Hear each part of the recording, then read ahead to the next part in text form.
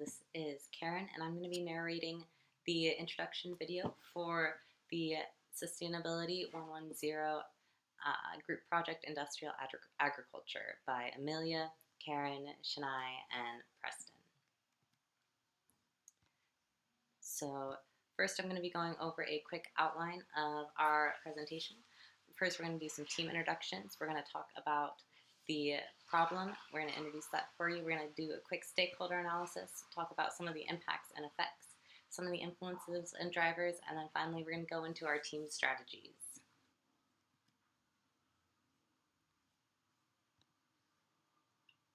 Hi, my name is Amelia Hill. I'm from Sacramento, California. Besides learning more about how industrial agriculture contributes to global climate change, I chose this topic to learn more about its impacts on ecosystems, biogeochemical cycles, and to learn more about how pesticides and antibiotic use affect human health and the environmental consequences as well.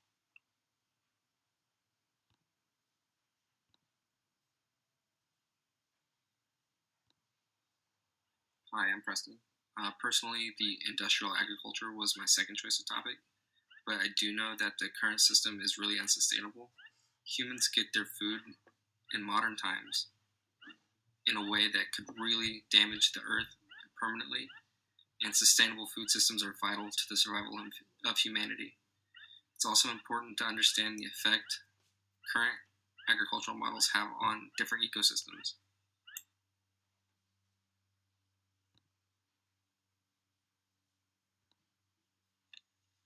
Hi there, my name is Karen McGhehey, and I am contributing to this project from Honolulu, Hawaii. I started out the New Year's last January with the resolution to go zero waste, and although there's a lot of different aspects to going zero waste, food sourcing plays a really big role in that. So I've been becoming more aware of where my food comes from and how it is produced. And so when I saw industrial agriculture as one of the topics for the group projects, I was very enthusiastic about selecting it.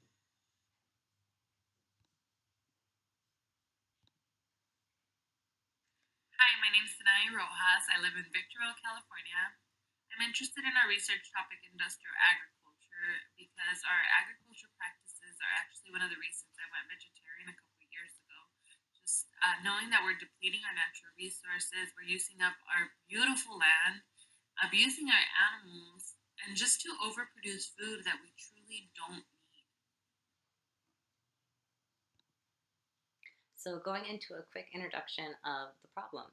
So we are looking at industrial agriculture, and it is one of the most widespread methods of food production in the United States. And it's a large-scale production that uses one single crop and is heavily dependent on a lot of chemicals for processing. So the food that's produced, it largely goes towards feeding animals, corn and soy, that are factory farmed and then later sold to consumers. So doing a quick stakeholder analysis, there's a few different kinds of stakeholders involved in industrial agriculture. We have some primary stakeholders, such as the farmers and landowners, that make decisions on growing monocultures using fertilizers and pesticides. We have other residents in the area who are impacted by the pollution and other consequences, such as natural and cultural, of industrial agriculture. We have some secondary stakeholders, which, for example, would be like the national and regional agencies, such as government agencies that provide incentives or prohibit certain farming practices, such as the use of DEET as a pesticide. And also another example would be subsidizing large farms. So another example of a secondary stakeholder would be food suppliers and retailers who make the purchasing choices from the farmers. We also have some key stakeholders to talk about, and this would include such groups as the consumers who are making the purchasing choices that drive the market. So these would be like secondary stakeholders who don't have a direct influence on the situation, but their demand for certain products, such as potato chips that use crops produced in the US using industrial agricultural practices, drives the market for purchasing those products from the farmers and drives the farmers to grow those products. So their choices in that sense drive the market. So going on to a few of the impacts. The first kind of impact I want to talk about is human health and safety. So a few of the health and safety effects of industrial agriculture include exposure to pesticides and consumption of that. The plants are sprayed with the pesticides and then people eat them, they get those in their body. Another impact would be water pollution. So you get algae blooms and it makes different waters unsafe for people to enter, unsafe for them to drink. An example of this would be the algae bloom in Toronto, or Toledo, in Ohio's Lake Erie. So going back to the idea of the processed food, a lot of the crops that we grow in the US, the two biggest ones being corn and soy, those are used a lot of times as not necessarily filler ingredients, but they're used in a vast majority of fast food products, which are unhealthy for consumption. Going on to damages to the land and the environment.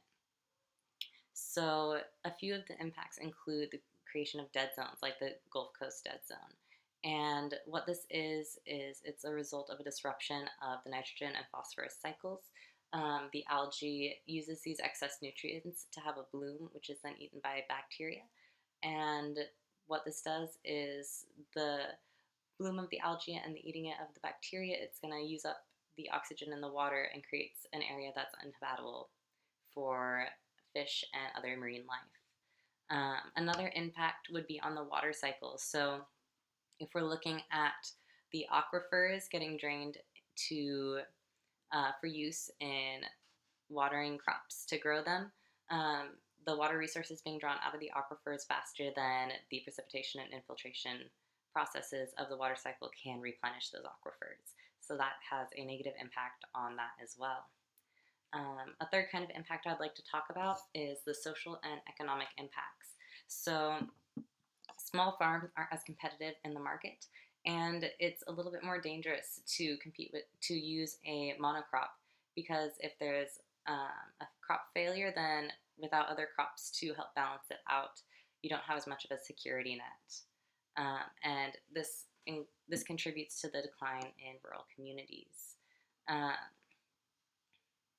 Moving forward, I'd like to talk a little bit about influencers and drivers of the system. So there's a few different kinds of influencers, and things that influence the current system include biogeochemical cycles, government policies, economic pressures, and cultural preferences. And examples of these biogeochemical cycles would be the nitrogen cycle, the water cycle. So those natural cycles are going to influence farmer choices. Government policies, subsidies, prohibitions on using certain chemicals or practices are going to influence a farmer's willingness to grow crops in a certain way. And economic activity, the affluence of the area, is going to influence the farmer's ability to make initial investments, and competition with other farms is going to contribute to their decisions on what growing methods they're going to use and what crops they're going to grow. An example of cultural preference is an increasing interest in meat products. So that goes back to the stakeholders, where consumer choice comes into play. So I'd like to talk a little bit about our team strategies. So the main method of document sharing that we're going to be using is Google Docs. We'll be using this for our projects, and some of our team strategies are check-in plan. We don't have a time when all of us can meet on the exact same day or the same time. So what we're going to do is we're going to have a Monday meeting and a Sunday meeting. We're going to have 2 members going to both those meetings to help share information and communicate clearly. And then the members who weren't able to align their schedules will each attend one of those so they can have the information. So going into our team communication strategies. So we've all exchanged email addresses and phone numbers. The fastest and most immediate way we have to communicate is the text message in our group text. We also have, for ideas that are more in-depth, that require more space to type up paragraphs or explanations, those we use the discussion tab on our Canvas, which we can check daily. In regard to work distribution, we're going to ensure that everybody is contributing equally by dividing the project into parts.